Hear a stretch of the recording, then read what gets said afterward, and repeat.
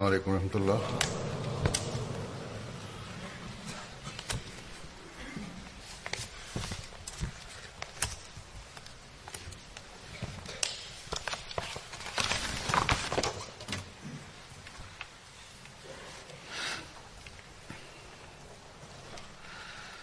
أشهد أن لا إله إلا الله وحده لا شريك له وأشهد أن محمدا عبده ورسوله أما بعد فأعوذ بالله من الشيطان الرجيم بسم الله الرحمن الرحيم الحمد لله رب العالمين الرحمن الرحيم مالك يوم الدين إياك نعبد وإياك نستعين اهدنا الصراط المستقيم صراط الذين أنعمت عليهم غير المغضوب عليهم ولا الضالين.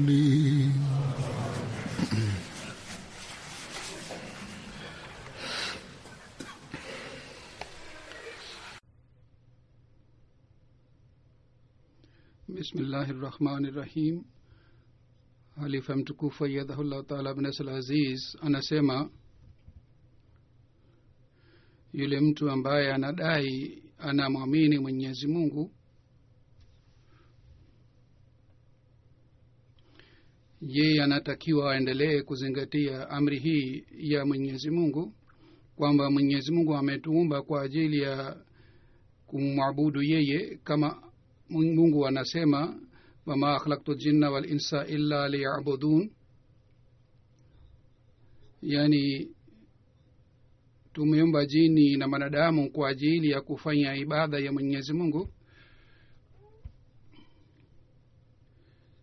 Kisha Mwenyezi Mungu ametufundisha namna ya kumwabudu yeye. Katika ibada hii Mungu ametufundisha namna gani tunaweza kufanya ibada, na vile vile ametufundisha maombi pia mbalimbali, na maombi haya yanaweza kuitwa kwa jina la zikri, na mambo haya yote yanapatikana ndani ya swala. Yani mtu anafanya vitendo vya kidhahiri katika swala, na pamoja na hii anamkumbuka Mwenyezi Mungu, anafanya maombi. Lakini zaidi ya kusali swala kuna maombi mengine, na vile vile kumkumbuka Mwenyezi Mungu ni jukumu la muaminio. Mwenyezi Mungu ndani ya Qur'ani tukufu ametufundisha maombi mbalimbali kwa kuwapitia manabii mbalimbali. Maombi haya tunaweza kusoma katika swala, na wakati tunapotembea tunaweza kufanya maombi haya. Watu wananiandikia katika barua zao kwamba mimi nina matatizo fulani, nina shida fulani, basi uniambie dua maalum ili tuweze kuendelea kufanya dua hii, na kwa kupitia dua hii matatizo yetu yaondolewe.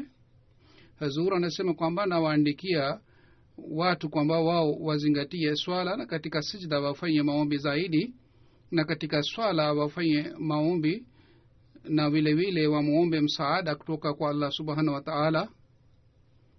Lakini Hazur anasema leo mimi nataka kueleza kuhusu zikri moja ambayo ni sunna ya Mtume Muhammad sallallahu alaihi wasallam, na hivyo ndivyo kuna maombi yaliyoteremshwa na Mwenyezi Mungu. Mtu akisoma maombi haya kwa makini, kwa sababu ya hii mtu anajua umuhimu wa umoja wa Mwenyezi Mungu ni nini, na pamoja na hii mtu kwa kusoma maombi haya anapata ulinzi wa Mwenyezi Mungu.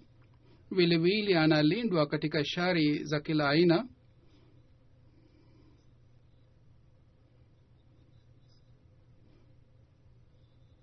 Mtume sallallahu alaihi wa alihi wasallam kila siku kabla ya kulala usiku alikuwa akisoma maombi haya na aya hizi. Hata aliwasihi maswahaba pia wao wasome aya hizi na wafanye maombi haya.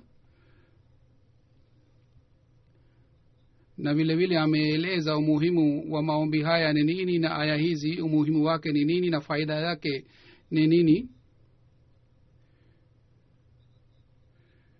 Kuhusu mwenendo wa Mtume Muhammad sallallahu alaihi wasallam, riwaya moja inapatikana ambamo ndani yake imeelezwa Mtume sallallahu alaihi wasallam kabla ya kulala alikuwa akisoma ayatul kursi, suratul ikhlas, suratul falaq na sura an-nas, yani sura 3 mwisho za Qur'an tukufu. Na ayatul kursi alikuwa akisoma mara 3 na alikuwa akipulizia mikononi mwake, na baadaye alikuwa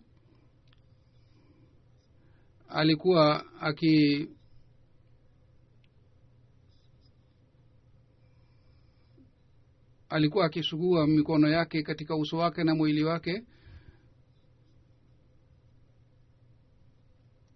Na hii ilikuwa mwenendo na sunna ya Mtume sallallahu alaihi wasallam. Basi kila Muislamu analazimika kufanya kazi hii na kufuata sunna hii. Sisi wanajumuiya ambao tumeambiwa na Sayyidina alayhi salatu wasalam kwamba tufuate kila sunna ya Mtume sallallahu alaihi wasallam, sisi tunatakiwa tufuate sunna hii ya Mtume sallallahu alaihi wasallam. Na hasusan katika siku hizi ambamo sisi tunaishi, tunatakiwa tufanye maombi, na vile vile tunatakiwa tuzingatie swala na tumkumbuke Mwenyezi Mungu. Tunatakiwa tufanye mambo haya yote kwa ajili ya kuboresha hali yetu ya kiroho, na vile vile tunatakiwa tufanye dua ili Mwenyezi Mungu atulinde katika shari za maadui. Na hii inatakiwa dua, maombi haya yafanywe kama ni jukumu letu. Huzur anasema kwamba kuhusu maombi kuna umuhimu wake umeelezwa ndani ya hadithi, na kuhusu ayatul kursi nimeshawahi kueleza katika hutuba zangu za hivi karibuni. Leo nitaeleza kuhusu sura 3 mwisho ya Qur'ani tukufu, kwamba Mtume sallallahu alaihi wasallam namna gani kuhusu sura hizi 3 za mwisho aliwasihi maswahaba zake kwamba waendelee kusoma sura hizi 3 za mwisho. Katika riwaya moja imesimuliwa kwamba Hazrat Aisha radhiallahu ta'ala anha anasimulia kila siku usiku kabla ya kulala Mtume sallallahu alaihi wasallam wakati alipokuwa akienda kitandani alikuwa akiweka mikono yake pamoja na alikuwa akisoma kul huwallahu ahad na kul a'udhu bi rabbil falaq na kul a'udhu bi rabbin nas. Yani alikuwa akisoma sura hizi 3 za mwisho, kisha alikuwa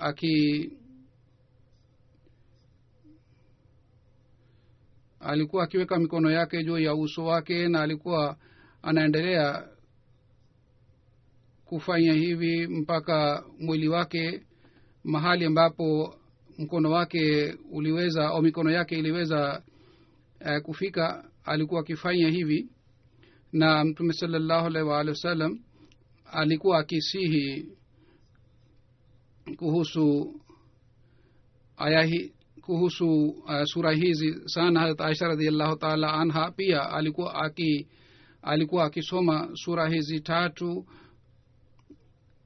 Hazrat Aisha radhiallahu ta'ala anha anasimulia Mtume sallallahu alaihi wasallam wakati alipokuwa mgonjwa alikuwa akisoma sura 3 za mwisho. Na wakati alipokuwa amelazwa kitandani na maradhi yake yalipozidi, mimi nilikuwa nikisoma sura hizi na nilikuwa nikipulizia mikononi mwangu, kisha nilikuwa nikiweka mikono yangu katika mwili wa mtume sallallahu alaihi wasallam, kwa sababu mtume sallallahu alaihi wasallam mwenyewe alikuwa akisoma sura hizi 3 mwisho bila kukosa. Na yeye mtume sallallahu alaihi wasallam alimwambia kuhusu mtume sallallahu alaihi wasallam alimwambia Aisha kuhusu umuhimu wa aya hizi. Kisha mtume sallallahu alaihi wasallam namna gani aliwaambia maswahaba zake kuhusu sura hizi. Hazrat Uqba bin Amir anasema, mimi nilimkutana na mtume Muhammad sallallahu alaihi wasallam. Mtume sallallahu alaihi wasallam akashika mkono wangu na akasema, ewe Uqba, je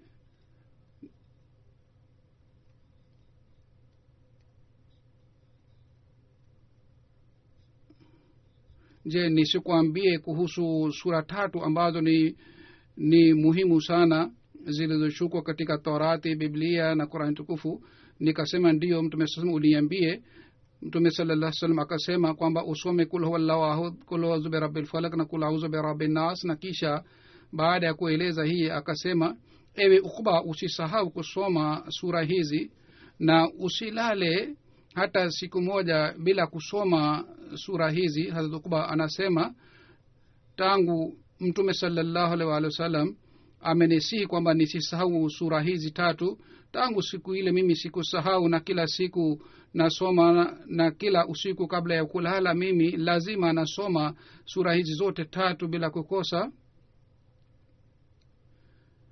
Basi mtume sallallahu alaihi wasallam alipomwambia Uqba kwamba usisahau sura hizi wala isipite hata usiku moja ambamo wewe unalala bila kusoma sura hizi 3, hii inaonyesha kwamba mtume sallallahu alaihi wasallam mwenyewe pia alikuwa akisoma sura hizi bila kukosa hata siku moja.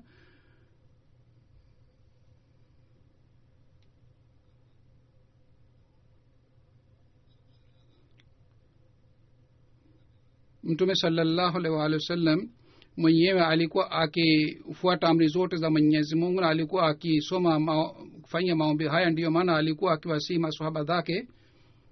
Kisha katika kuhusu sura al-Ikhlas, yani kul huwallahu ahad, kuhusu sura hii katika hadithi moja inapatikana hivi. Abu Said Khudri anasimulia, mtu mmoja akasikia mtu mmoja anasoma kul huwallahu ahad, na yeye alikuwa anaendelea kusoma hii mara kwa mara.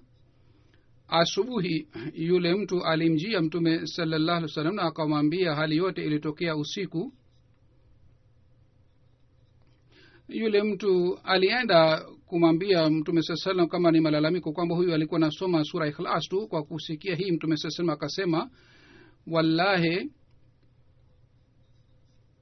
sura hii ni sehemu 3 ya Qur'ani tukufu. Hazrat Abu Said Khudri radhiyallahu ta'ala anhu kuhusu hii anaeleza maelezo yake hivi: mtume sallallahu alaihi wasallam aliwaambia maswahaba zake, je, miongoni mwenu kuna mtu yeyote ambaye anaweza kusoma 3 ya Qur'ani tukufu katika usiku mmoja? Maswahaba wakaona kwamba hii ni ngumu. Ni nani ambaye anaweza kusoma 3 ya Qur'ani tukufu katika usiku mmoja? Hii haiwezekani. Mtume sallallahu alaihi wasallam akasema, yani sura al-Ikhlas ni 3 ya Qur'ani tukufu. Kuhusiana na sura hii Ikhlas, yani ni sehemu 3 ya Qur'ani tukufu, katika Sahih Muslim riwaya moja inapatikana hivi. Hazrat Abu Huraira radhiyallahu ta'ala anhu anasimulia, mtume sallallahu alaihi wasallam alisema, mujumuike, nataka kuwasomeni sehemu 3 ya Qur'ani tukufu. Yani mtume sallallahu alaihi wasallam aliwajumuisha maswahaba ili awasomee sehemu 3 ya Qur'ani tukufu. Maswahaba wakajumuika. Kisha mtume sallallahu alaihi wasallam akatoka nje na akasoma kul huwallahu ahad. Kisha mtume sallallahu alaihi wasallam akarudi nyumbani. Maswahaba wanasema, mtu mmoja akasema, nadhani wahi inashuka kutoka mbinguni, ndio maana mtume sallam amerudi nyumbani kwake. Kisha mtume sallallahu alaihi wasallam akatoka tena katika nyumba yake na akasema, niliwaambieni kwamba nitawasomeni sehemu 3 ya Qur'ani tukufu, musikie kwa makini kwamba sura al-Ikhlas ni sehemu 3 ya Qur'ani tukufu. Mtume sallam kwa nini alisema kwamba sura hii ni sehemu 3 ya Qur'ani tukufu? Ni kwa sababu ya hii kwamba Mwenyezi Mungu aliteremsha Qur'ani tukufu kwa ajili ya kuthibitisha umoja wa Mwenyezi Mungu na kuimarisha umoja wa Mungu. Kwa hivyo kuhusiana na umoja wa Mwenyezi Mungu, maelezo ya umoja yameelezwa vizuri sana katika sura hii ya Al-Ikhlas. Mtu akisoma maneno ya sura Ikhlas basi anaweza kufuata umoja wa Mwenyezi Mungu moja kwa moja.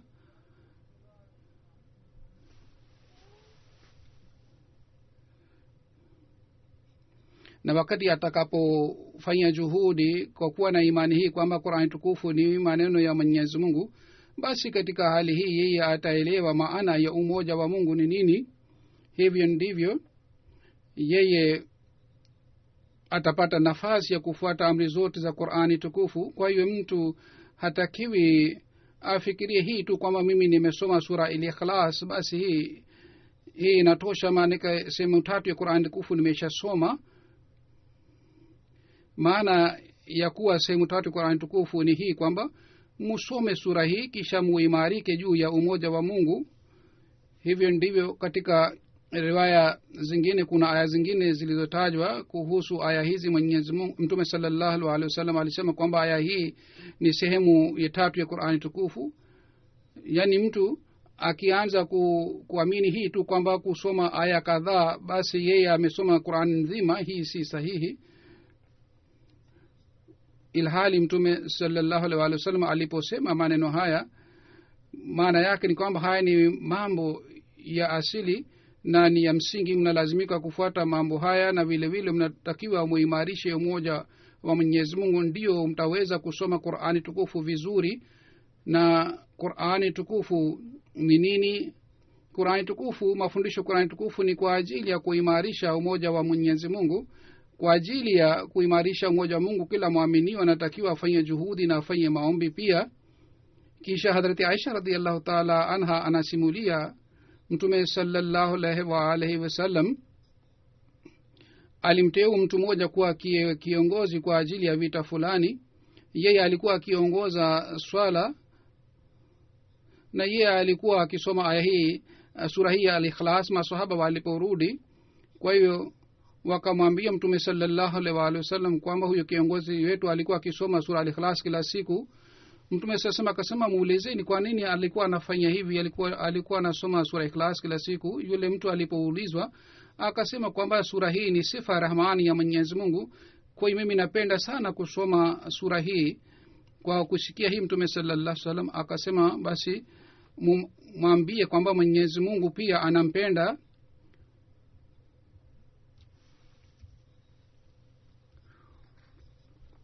Kisha katika Bukhari Hazrat Anas radhiyallahu ta'ala anhu anasimulia, ansari moja katika msikiti wa Quba, alikuwa imamu katika msikiti wa Quba. Yeye alikuwa akisoma sura Qul huwallahu ahad kabla kusoma sura yoyote ya Qur'an tukufu. Alipokuwa akisoma sura hii, baadaye alikuwa akisoma sura nyingine pamoja na sura hii, na alikuwa akifanya hii katika kila raka ya swala. Wenzake wakamwambia, kwa nini unafanya hivi? Na wakamuuliza, unaanza kwanza kusoma sura Al-Ikhlas na huoni kwamba unasoma sura hii mara nchungu mzima, na kisha pamoja na sura hii unasoma sura nyingine pia? Ni afadhali usome sura hii peke yake, au afadhali uache usisome sura hii pamoja na sura nyingine? Yeye akasema kwamba mimi sitaacha kusoma sura hii. Ikiwa nyinyi mnapenda kwamba niendelee kuwa imamu wenu katika hali hii, basi mimi nitaendelea kuwa imamu wenu, lakini kama nyinyi hampendi nifanye hivi, basi mimi nitawaacheni na sitakuwa imamu wenu.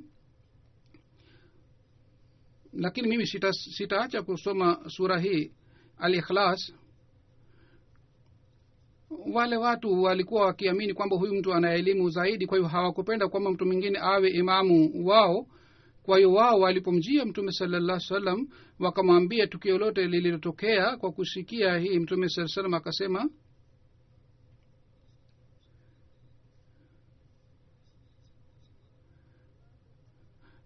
mtume sallallahu akamuuliza yule imamu kwamba kwa nini unasoma sura al-Ikhlas, au kwa nini unasoma sura nyingine pamoja na sura al-Ikhlas, sababu gani unasoma sura al-Ikhlas pamoja na sura nyingine? Akasema kwamba Hazur, mimi napenda sana sura hii. Mtume sallallahu alaihi wasallam akasema, kwa sababu ya mapenzi haya ya sura wewe umeingia peponi.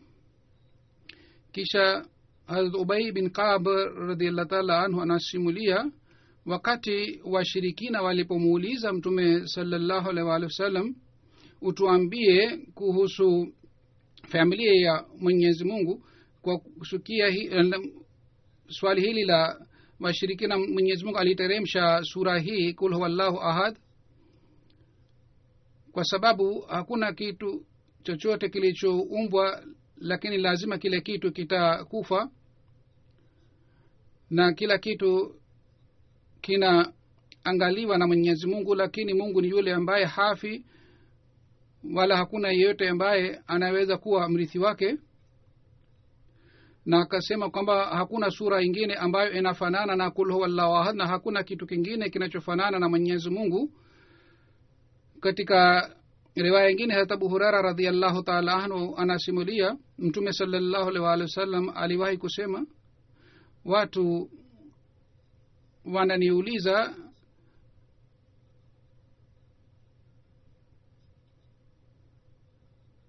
hata wanasema kwamba ikiwa kila kitu kiliumbwa na Mwenyezi Mungu, Mungu aliumbwa na nani? Yani swali hili lilikuwa linaulizwa wakati wa mtume, hata siku hizi pia linaulizwa. Mtume sallallahu alaihi wasallam, mtu akisema swali hili, basi musome sura hii kul huwallahu ahad mpaka mwisho.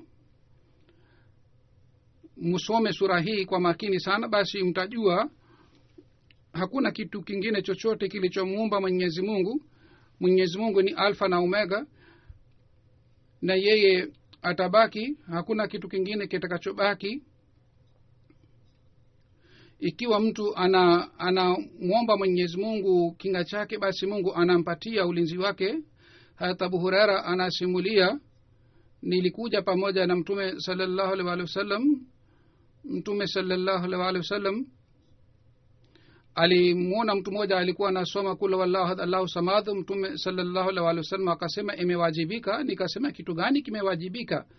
Mtume sallallahu alaihi wasallam akasema, pepo imewajibika kwa ajili ya huyu mtu ambaye anasoma sura al-Ikhlas. Kisha Hadrat Suhail bin Saad radhiyallahu ta'ala anhu anasimulia, mtu mmoja alimjia mtume sallallahu alaihi wasallam na akasema kwamba yeye ni maskini. Mtume sallallahu akasema, utakapoingia nyumbani kwake, ikiwa kuna mtu nyumbani, basi useme assalamu alaikum. Ikiwa hakuna mtu yeyote huko nyumbani, basi useme salamu juu ya nafsi yako, kwa sababu utapata salamu hivi, na usome kul huwallahu ahad. Na yeye akaanza kufanya hivi, hata Mwenyezi Mungu alimpatia riziki kiasi hiki kwamba majirani yake pia wakaanza kupata faida kutoka katika riziki yake. Yani kwa baraka ya sura hii Mwenyezi Mungu alimpatia riziki kiasi hiki kwamba yeye zamani alikuwa maskini, alikuwa hapati chakula, lakini sasa alipata riziki kiasi hiki kwamba alikuwa anawasaidia majirani zake pia. Basi wakati mtu anapojua maana ya umoja wa Mungu ni nini, kisha anafuata umoja wa Mungu, basi na anapoona kwamba Mwenyezi Mungu anaye uwezo juu ya kila kitu, basi katika hali hii Mwenyezi Mungu anamjalia baraka zake na anamfungulia milango zake za rehema. Mwenyezi Mungu anasema kwamba anawapatia wacha Mungu mahali ambapo hawajui ile njia. Mtu mmoja alimjia Mtume sallallahu alaihi wasallam na akasema, napenda sana sura hii kul huwallahu ahad. Mtume sallallahu alaihi wasallam akasema, kupenda kwako sura hii itakuingiza peponi. Kisha Jabir anasimulia,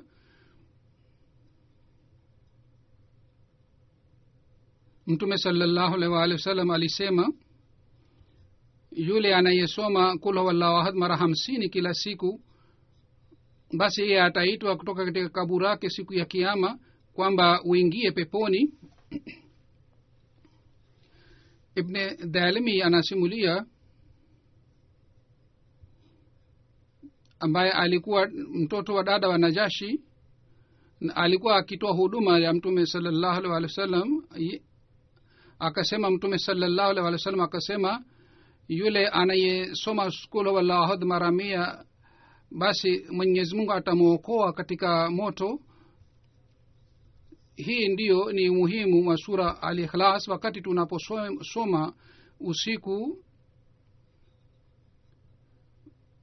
wakati wa kusoma hii tunatakiwa tuzingatie moja, tauhidi ya Mwenyezi Mungu.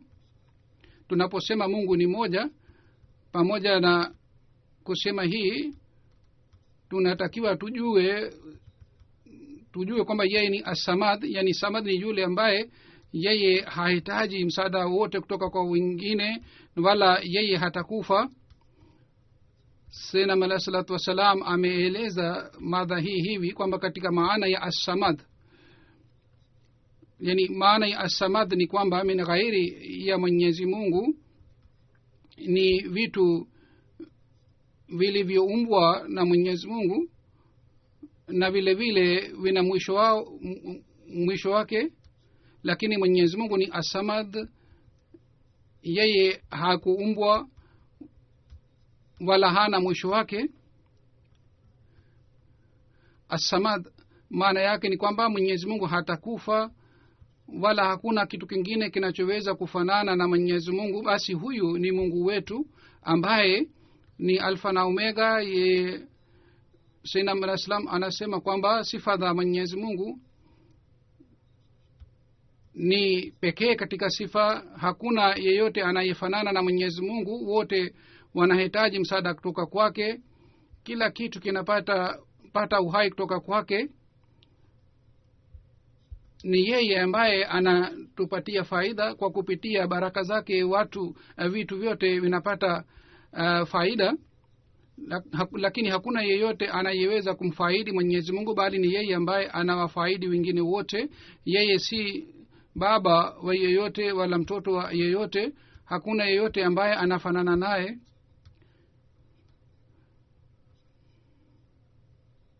Qur'ani tukufu kwa kueleza sifa za Mwenyezi Mungu amewakumbusha watu kwamba huyu ni Mungu wa Islam ambaye ni Mungu wa uwezo. Sura Ikhlas, Al-Falak na An-Nas. Kuhusu kuteremka kwa sura hizi tatu, Hazrat Uqba bin Amir anasema Mtume sallallahu alaihi wasallam alisema, usiku huu leo aya zilizoshuka, haikuwahi kushuka aya hizi kabla ya siku ya leo, na sura hii na aya hizi ni kul huwallahu ahad na kul a'udhu birabbil falaq na kul a'udhu birabbin nas. Kisha katika hadithi kuhusu umuhimu wa kusoma sura hizi tatu, kuna riwaya Hazrat Uqba anasimulia, Hazrat Uqba Juhani anasimulia kwamba nilikuwa pamoja na Mtume Muhammad sallallahu alaihi wasallam katika safari moja. Mtume sallallahu alaihi wasallam akasema,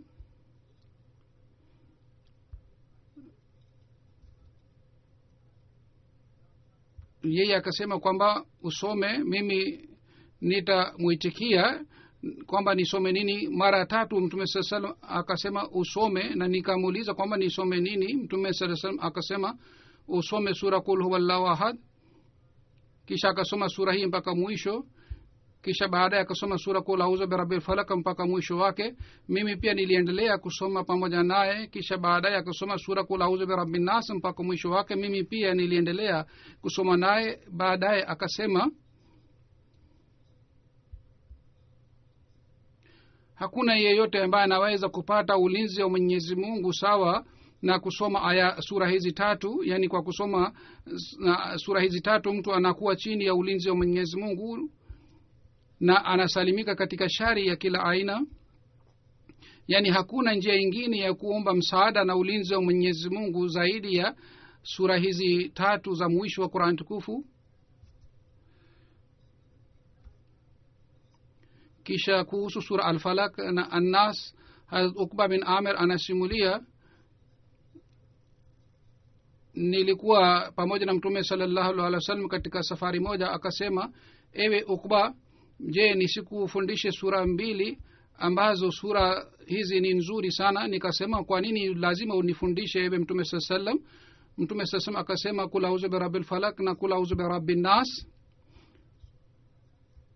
Wakati alipoongoza swala ya asubuhi alisoma sura hizi 2. Alipomaliza swala akaniuliza kwamba unaonaje Uqba, hali yako ikoje? Yani yeye labda alisema kwamba Mtume sasa umesoma sura ndogo ndogo.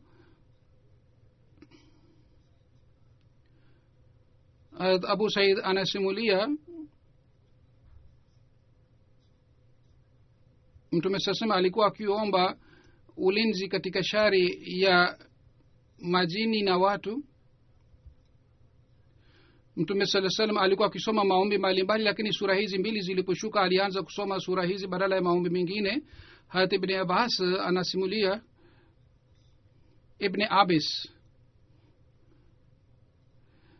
Abis anasimulia, Mtume sallallahu alaihi wasallam aliniambia siku moja, ewe Ibn Abis,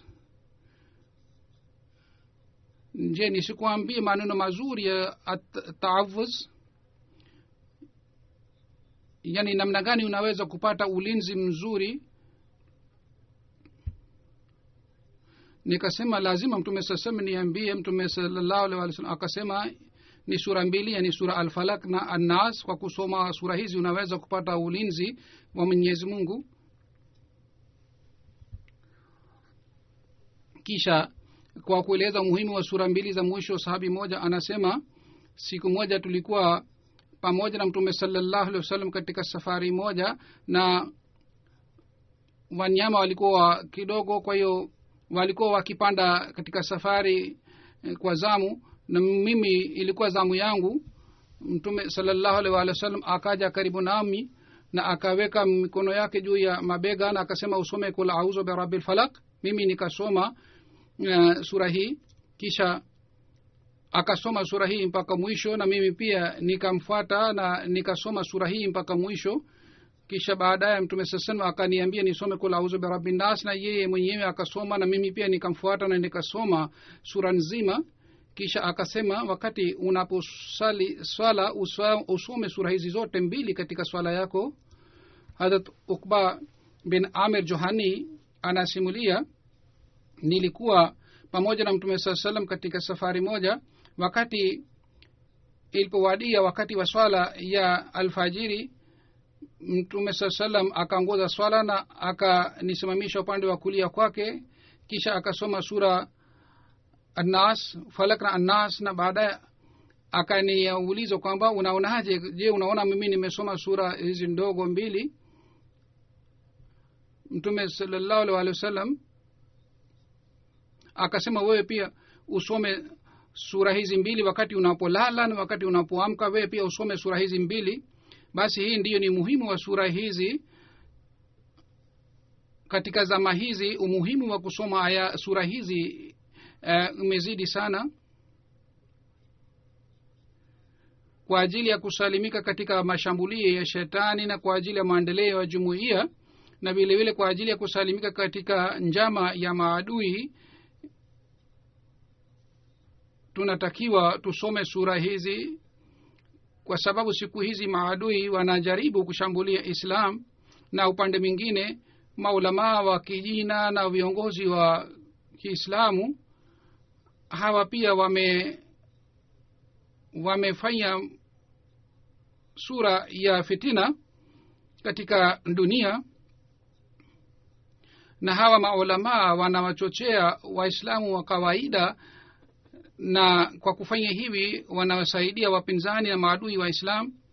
Hivyo ndio wale ambao hawamwamini Mwenyezi Mungu wao pia wamezidi sana katika idadi yao.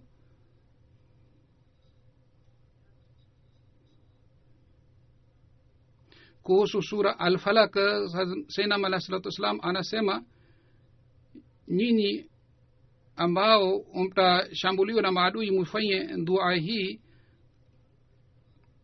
kwamba mimi naomba kinga na ulinzi kutoka kwa Mwenyezi Mungu ambaye ni Mungu wa asubuhi, yani yeye analeta asubuhi, yani yeye analeta nuru ya kiroho, na nuru hii ilipatikana baada ya kuja kwa Masihi aliahidiwa. Vile vile mfanye dua hii kwamba mimi naomba ulinzi kutoka kwa Mwenyezi Mungu katika giza ya zama hizi ambayo ni giza ya mapenzi, giza ya upinzani wa Sayyidina alayhi salatu wasalam. Basi giza hii inapatikana kwa sababu ya hawa maulama, hususan maulama wa Pakistan. Katika hali hii wanajumuiya wanaoishi katika Pakistan wanatakiwa wafuate sunna hii ya Mtume Muhammad sallallahu alaihi wasallam. Sayyidina alayhi salatu wasalam anasema kwamba katika sura al-falaq sharri ghasik za wasak iliyoelezwa, maana yake ni kwamba katika fitina ya usiku Mwenyezi Mungu atulinde. Waqab maana yake ni kupatikana kwa giza, na giza hii ni upinzani wa Sayyidina alayhi salatu wasalam. Mungu ametufundisha dua kwamba tuombe msaada Mwenyezi Mungu katika hali hii ya giza tororo. Hii ni ihsani ya Mwenyezi Mungu kwamba ametufundisha dua hii kwa ajili ya kusalimika katika giza. Na Mtume sallallahu alaihi wasallam akasema kwamba tunatakiwa tusome dua hii, tufanye maombi haya bila kukosa kila siku, ili tuendelee kushikamana na umoja wa Mwenyezi Mungu, vile vile tusalimike katika giza. Lakini waislamu wa kawaida hawakujali amri hii ya Mtume, na wao wanaendelea kuzama katika fitina. Na kwa sababu ya hii duniani siku hizi wasiokuwa waislamu wanapata nafasi ya kushutumu Islam. Hali hii inayopatikana ya waislamu inatukumbusha kwamba sisi tuzingatie sura hizi tatu na tusome sura hizi kwa makini sana, ili sisi tuweze kuepukana na giza inayopatikana katika zama hizi. Sharri nafathat fil uqad,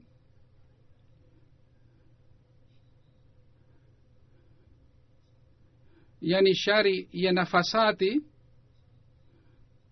Mwenyezi Mungu aendelee kutulinda katika shari hii pia, yani atulinde kutoka katika wale watu ambao dhidi ya Islam na dhidi ya jumuiya wanatia bughudha katika mioyo ya watu. Na miongoni mwa hawa ni maulama wa kijina na wasiokuwa waislamu. Mmoja ni wale ambao wanafanya njama kwa sababu ya kuwa maadui wa Islam, lakini wapo wengine maulama wa kijina ambao kwa jina la dini wanawachochea watu, na kwa jina la Mwenyezi Mungu wanaleta fitina hii na shari hii, na hawa wote wako pamoja. Kwa Mwenyezi Mungu amesema min sharrin nafasati fil uqad. Kisha katika sura An-Nas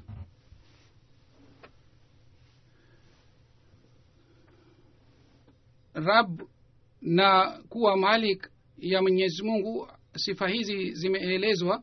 Kwa kueleza sifa hizi ya Mwenyezi Mungu ametuambia kwamba tuombe kwamba tupate ulinzi wake wa sifa hizi.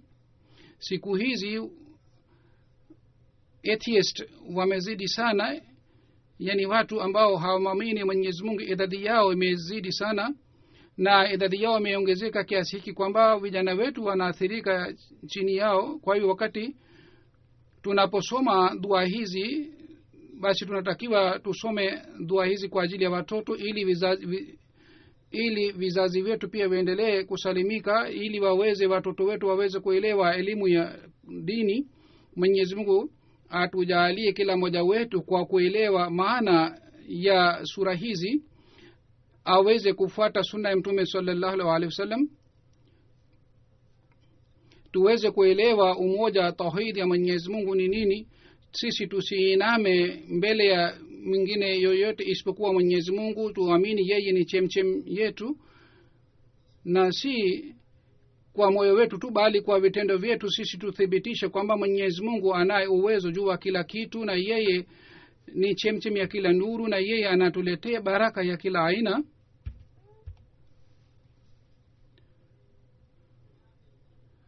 Tuiname mbele ya Mwenyezi Mungu kwa ajili ya kuipukana na shari ya watu. Sisi kwa kumpokea Sayyidina Alayhi Salatu Wasalam, nuru tuliyopata, nuru hii ni ile iliyopatikana kwa Mtume sallallahu alaihi wasallam. Mufanye dua kwamba tuendelee kubaki juu ya nuru hii na tusiingie gizani daima dawamu, bali tuendelee kubaki juu ya nuru. Na neema hii ya uhalifa tuliyopata tuendelee kuungana na uhalifa huu daima dawamu.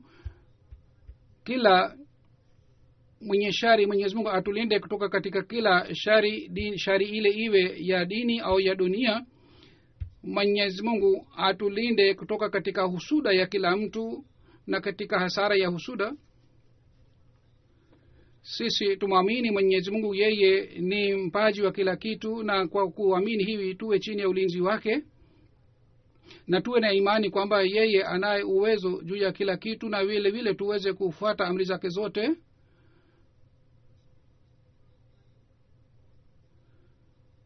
Pamoja na hii tuweze kutimiza haki ya ibada ya Mwenyezi Mungu, na kila wakati tuendelee kufanya juhudi ili tuwe chini ya ulinzi wake.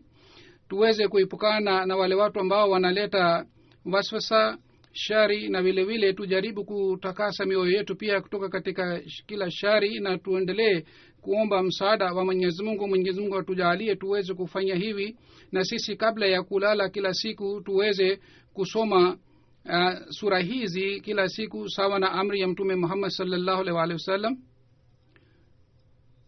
Mwenyezi Mungu atujalie tuweze kufanya hivi. Amin.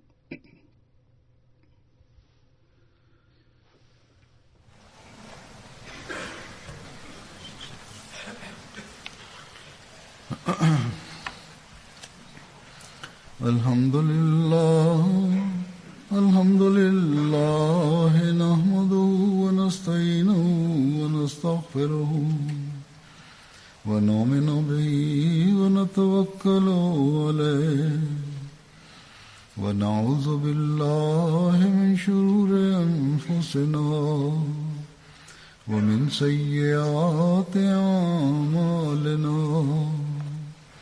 من يهده الله فلا مضل له ومن يضلل فلا هادي له ونشهد أن لا إله إلا الله ونشهد أن محمدا عبده ورسوله. عباد الله رحمكم الله إن الله يأمر بالعدل والإحسان وإيتاء ذي القربى وينهى عن الفحشاء والمنكر والبغي يعظكم لعلكم تذكرون. اذكروا الله يذكركم وادعوه يستجب لكم ولذكر الله أكبر.